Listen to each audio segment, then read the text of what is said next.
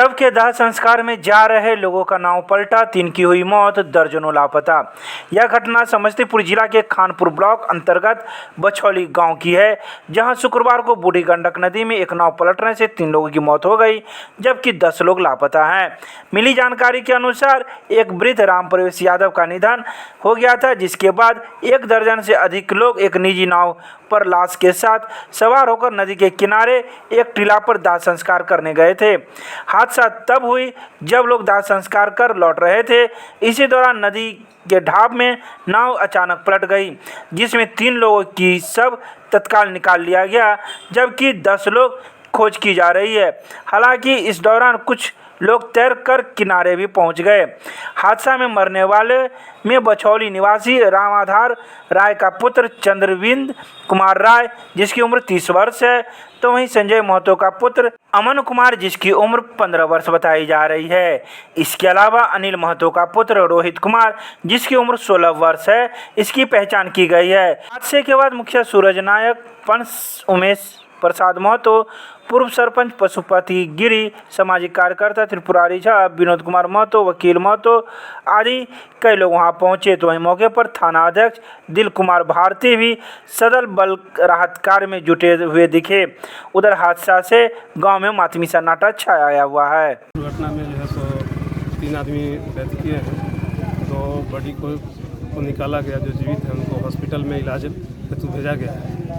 और जैसा कि ग्रामीण का कहना है कि कुछ 100 और भी हो सकते हैं, लेकिन इसके बारे में अभी कुछ निश्चित रूप से नहीं कहा जा सकता। सर, बताया जा रहा है कि उसमें और सब हो सकता है, तो उसके लिए क्या किया जा रहा है? क्योंकि इस संदर्भ में अभी कुछ एक निश्चित रूप से नहीं कहा गया है। यहाँ पर के लोग जो है सो बताने की स्थिति में नहीं है। जैसे ही इसके संदर्भ में जो है सो पता चलता है, कंफर्म किया जाता है, तो फिर SDRF की टीम आएगी और SDRF की टीम जो है बड़ी सर्च करेगी। कितने लोगों का सब जो है प्राप्त किया गया है? 3 लोगों का शव प्राप्त। कहाँ के रहने वाले? 3 लोग बछौली के रहने वाले। घटनाक्रम की वजह क्या है सर? लोग एक दाह संस्कार, शव को दाह संस्कार करने के लिए जो है सो एक अपोजिट साइड में जा रहे थे नाव से, और नाव डूबी और उसके क्रम में यह घटना हुआ।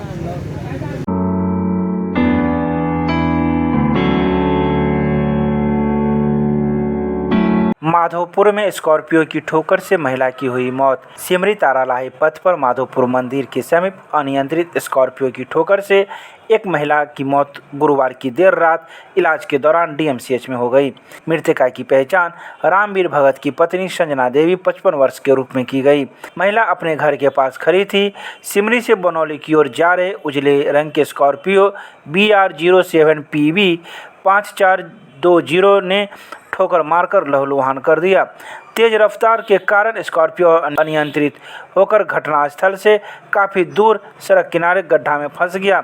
स्थानीय ग्रामीण की सजगता के कारण चालक गाड़ी को भगाकर ले जाने में असफल रहा, तो वहीं जख्मी चालक को लेकर DMCH में भर्ती कराया गया, जहां उनका इलाज चल रहा था। तो इसी बीच महिला की भी मौत DMCH में इलाज के दौरान हो गई, जिसे सुनकर जख्मी चालक हॉस्पिटल से फरार हो गया। इधर सिमरी थाना अध्यक्ष हरकिशोर राय ने बताया कि सबका पोस्टमार्टम कराने के बाद उनके परिजनों को सौंप दिया गया है और प्रशासनिक कार्रवाई की जा रही है। एक घटना घटा जो कि उधर से जो गाड़ी आ रही थी ना, तो ये लोग घर से निकल के जो बाहर गेट पे खड़े हुए। कितने बजे रात की घटना? लगभग जो है 9:30 बजे की रात की घटना है। और वो जो लाइट जो कटी हुई थी, उसी सामने जो गेट से बाहर हुआ, और अचानक वो जो ड्राइवर जो था वो नशे में था। वो गाड़ी जो है जो बहुत हाई स्पीड में था, उसका गाड़ी कंट्रोल नहीं हुआ जो है, और उसके जैसे चढ़ाते हुए ऊपर जो है आगे बढ़ गया। क्या एक महिला जो जिनका मृत्यु हुआ उनके ऊपर चढ़ गया है? जी, उसके पति भी उसके साथ में भी थे, उनका कम चोट लगा हुआ। उसके बाद आप लोग क्या किए? उनके बाद भी जो है जो प्रक्रिया में जो है हम लोग लगे थे। DMCH लेके? जी जी जी। कितने बजे यहाँ पे DMCH में इनका मृत घोषित किया गया है? उनको मृत जैसे लगभग 11:30 बजे। क्या नाम है आपका? हमारा नाम है यशु भगत।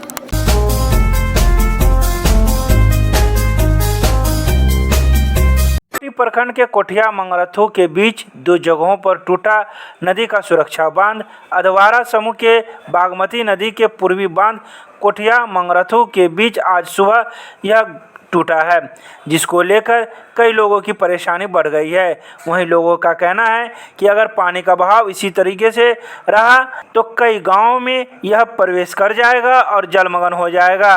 मौके पर कई लोगों ने बांध बांधने का प्रयास किया, लेकिन वह असफल रहे। तो वहीं ग्रामीणों के द्वारा अंचलाधिकारी को भी इसके बारे में सूचना दी गई, लेकिन वह समय पर नहीं पहुंचे। लोगों का आरोप है कि यह जिला प्रशासन की बड़ी लापरवाही है। इसके अलावा कई लोगों के घरों में भी पानी बाढ़ का प्रवेश कर गया है, जिस वजह से अब इन लोगों को रहने में काफ़ी परेशानी हो रही है। साथ ही खाने पीने की भी समस्याएं उत्पन्न हो गई है। ये नदी जो है अधवारा समूह का है। ये कोठिया पंचायत का ये रामभर्ती नाम से कहलाता है, ठीक है। जो 25 फीट के अंदर में गहराई में टूट गया है और गहराई में टूटने से पूरा कोठिया पंचायत, पेंडारूच, करजापट्टी, बरजौल हवाई अड्डा ठेक देगा। अगर अंचल अधिकारी को फ़ोन किए हैं तो बोले हैं कि 15 मिनट के अंदर में भेज रहे हैं। हम उसको बोले कि अगर वो बोले हैं 9 बजे, अगर 9 बजे का समय है, अगर उतना समय तक अगर नहीं आया तो पूरा गांव दह जाएगा। जो 87 का रिकॉर्ड टूटा वो हो जाएगा। चलिए, नाम क्या है? मेरा नाम राजा बाबू। राम सती। अच्छा, आप लोग का आंगन में बाढ़ का पानी किस टाइम में घुसा? हाँ, अखनी 9 बजे अले, 9-10 बजे अले। 9-10 बजे। फिर आप लोग खाना कहाँ बनाएंगे? वह तो घर किचन सब गिर गया, आप कहने खाना बनाएंगे? ये तो बाल बच्चा के दिक्कत होगा, हम क्या खाने पीने का दिक्कत हम क्या करेगा।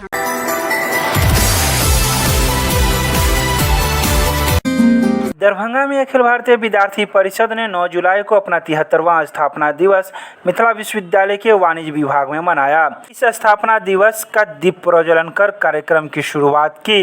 वहीं दीप प्रज्वलन में वाणिज्य विभाग अध्यक्ष प्रोफेसर हरिकृष्ण सिंह, विभाग के संगठन मंत्री हेमंत मिश्रा, विभाग संयोजक सुमित सिंह, जिला संयोजक उत्सव प्रासर, नगर कार्यकारिणी सदस्य अमृता कुमारी एवं नगर सहमंत्री आर्यन सिंह के द्वारा संयुक्त रूप से किया गया। अवसर पर क्षेत्रीय संगठन मंत्री निखिल रंजन ने कहा कि कोरोना की दूसरी लहर की विभीषिका एवं इससे उत्पन्न समस्याओं ने लोगों के जीवन को बुरी तरह से प्रभावित किया है। ऐसी परिस्थिति में अखिल भारतीय विद्यार्थी परिषद के कार्यकर्ता अपनी कई तरह की सेवाएं कार्यक्रमों के माध्यम से समाज के जरूरतमंद लोगों की मदद करने में जुटे रहे। अखिल भारतीय विद्यार्थी परिषद के 73वां स्थापना दिवस आज 9 जुलाई को हम लोग छात्र दिवस के रूप में मनाते हैं।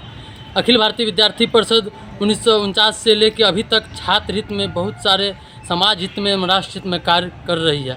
आज अखिल भारतीय विद्यार्थी परिषद के द्वारा दरभंगा जिला कार्यालय पे सुबह झंडोत्तोलन का कार्यक्रम एवं मिथिला विश्वविद्यालय के MBA डिपार्टमेंट में एक संगोष्ठी का आयोजन किया गया है। जिला भर में 9 से लेकर 15 जुलाई तक हम लोग एक संजीवनी का कार्य करेंगे, जिसमें 15,000 पेड़ का हम लोग लक्ष्य लिए हैं। पूरे ज़िले में हर एक प्रखंड स्तर पर हम लोग वृक्षारोपण का कार्यक्रम करेंगे। क्या नाम? मणिकांत ठाकुर, प्रदेश कार्य समिति सदस्य, अखिल भारतीय विद्यार्थी परिषद दरभंगा।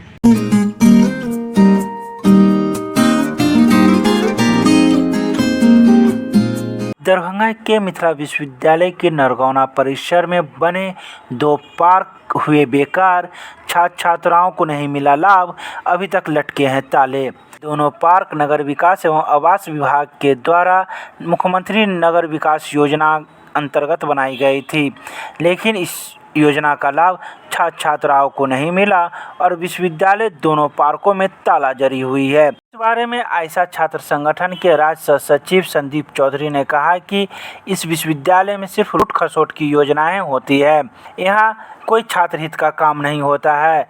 2013 में यह पार्क लाखों की लागत से छात्र हित के लिए बनाई गई थी, लेकिन इसका फायदा न छात्र ले सके, न ही इस नरगौना पैलेस में रहने वाले छात्र एवं शिक्षक ले सके। ये यहाँ पर अभी हम मिथिला विश्वविद्यालय के जो सबसे महत्वपूर्ण भाग है नरगौना परिसर, जिसमें स्नातकोत्तर विभाग चल रहे हैं, वाइस चांसलर का आवास है, रजिस्ट्रार का आवास है, कई एक शिक्षक कर्मचारी के प्रोफेसर के आवास हैं, और आवास और कार्यालय के बीच में 2 बहुत बड़े पैमाने पर खर्च करके बना हुआ 2 पार्क है, जो एक रोड के बाएं साइड है, एक रोड के दाएं साइड है। और दोनों पार्क जब अभी ठीक से बोर्ड को हमने पढ़ा तो देखा कि ये 2013 का ही बना हुआ ये पार्क है। लेकिन इस पार्क की स्थिति आज ये है कि पार्क का देख रेख करने वाला कोई नहीं है। पार्क के ताला आज तक नहीं खुले। सारा कुछ लगा हुआ है, फव्वारा का पूरा मशीन लगा हुआ है, लेकिन आज तक किसी छात्रों ने इसको चलते हुए नहीं देखा होगा। मूल रूप से हम ये कहें तो सिर्फ और सिर्फ ये पार्क उगाही का केंद्र बन करके रह गया। इसका इस्तेमाल ना कोई छात्र कर पाया, ना कर्मचारी कर पाया, और ना ये इस कैंपस में रहने वाले जो कर्मचारी हैं, शिक्षक हैं, जो शाम में टहलने के पर्पज़ से भी आते बैठते, सुबह में पार्क में एक्सरसाइज करते, वो भी आज तक शायद किसी ने नहीं कर पाया।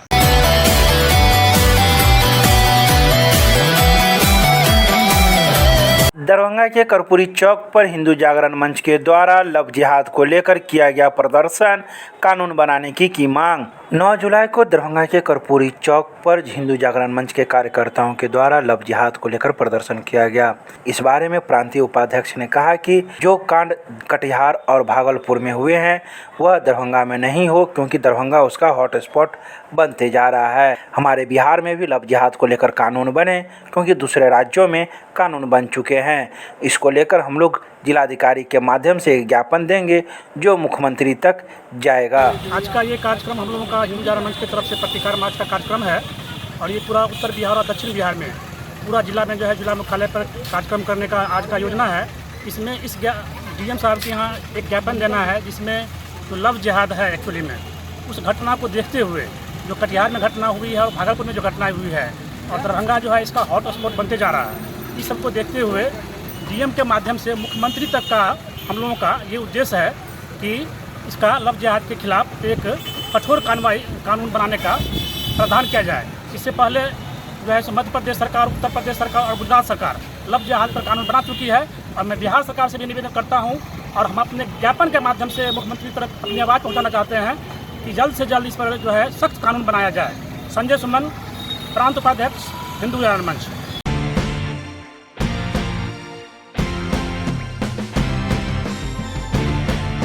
दरभंगा रेलवे जंक्शन से जालंधर सिटी जाने वाली साप्ताहिक ट्रेन का बदला गया रूट। बता दें कि यह गाड़ी प्रत्येक शनिवार को सुबह में 3:30 पर जाती है, जिसकी गाड़ी संख्या 05251 है। पहले यह गाड़ी सुगौली बेतिया होकर जाया करती थी, लेकिन अब सुगौली जंक्शन के पास ट्रैक पर बाढ़ का पानी आने की वजह से इसका रूट बदल दिया गया है। अब यह गाड़ी सिकटा से घूमकर नरकटियागंज होते हुए जालंधर सिटी को जाएगी।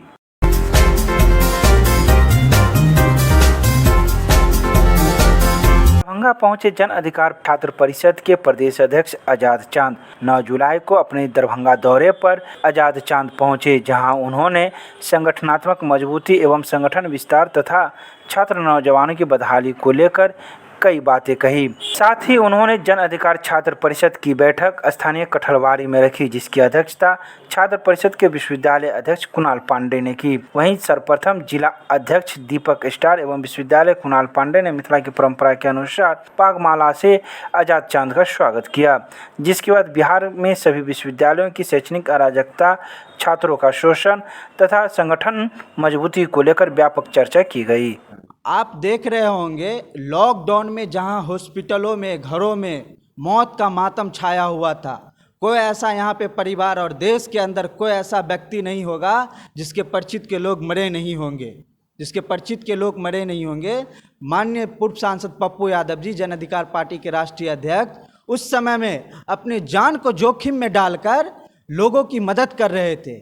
जिस तरीके से भ्रष्टाचार, सरकार जो भ्रष्टाचार के दम पे खड़ी है, उस भ्रष्टाचार को उजागर कर रहे थे, तो सरकार को बर्दाश्त नहीं हो रहा था। आप देख रहे होंगे ये तो एक छपरा में जो एम्बुलेंस कांड था, छपरा के जैसे ना जाने कितने जिलों में उस तरह की घोटालाबाजी चल रहा है, और उस घोटाला को उजागर करने का माननीय पप्पू यादव जी को उनको परिणाम मिला है। अगर ना उस मामले को उजागर करते ना जेल में जाते। आप सोच सकते हैं 32 साल पुराना, जिसमें गवाही हो चुकी है, एक दूसरे से मेल मिला हो गया है, उसके बाद सरकार के दबाव में आके प्रशासन के द्वारा उनको एक दिन के बाद जेल भेजा जाता है और जिस केस में मजिस्ट्रेट के सामने बेल हो जाना चाहिए था, उस केस में माननीय पूर्व सांसद पप्पू यादव जी 60 दिनों से अंदर जेल के अंदर है। उनका स्वास्थ्य एकदम से खराब है।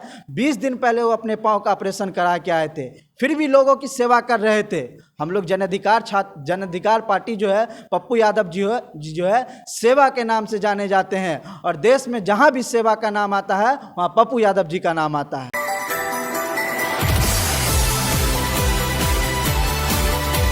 दरभंगा के सीएम विधि महाविद्यालय में अखिल भारतीय विद्यार्थी परिषद के द्वारा 9 जुलाई को राष्ट्रीय छात्र दिवस एवं अखिल भारतीय विद्यार्थी परिषद के स्थापना दिवस के उपलक्ष्य में वृक्षारोपण कार्यक्रम किया गया। वहीं इस कार्यक्रम का नेतृत्व महाविद्यालय के प्रभारी उज्जवल आनंद कर रहे थे। उन्होंने वृक्षारोपण के महत्व को बताते हुए कहा कि वृक्षारोपण का शाब्दिक अर्थ वृक्ष लगाकर उन्हें उगाना, इसका प्रयोग करना है, प्रकृति के संतुलन को बनाए रखना है। मानव के जीवन को सुखी, समृद्ध और संतुलित बनाए रखने के लिए वृक्षारोपण का अपना विशेष महत्व है।